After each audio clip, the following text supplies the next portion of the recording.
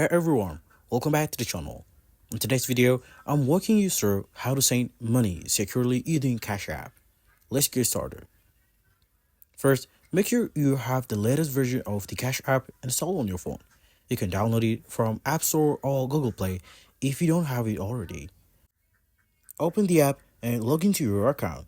If you're new to Cash App, you will need to sign up and link your bank account or debit card before you can send the money.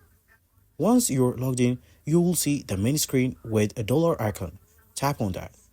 Next, enter the amount you want to send. Then, type a username, hashtag, a phone number, or email of the person you're sending the money to. Double check this info to make sure it's correct. Before you hit pay, add a note to remind yourself what the payment is for. This helps keep things clear for you and the recipient. Now, here's the most important part. Always enable security factors. Go to your settings and turn on security lock, which requires a PIN or a biometric authentication, like a Face ID or a fingerprint. For every payment, this adds an extra layer of protection. Once everything looks good, tap Pay to send the money securely. And that's it. Your payment is on its way. Remember, only send money to people you know and trust. If you found this helpful, don't forget to like this video and subscribe for more tips. Let me know in the comments if you have any questions.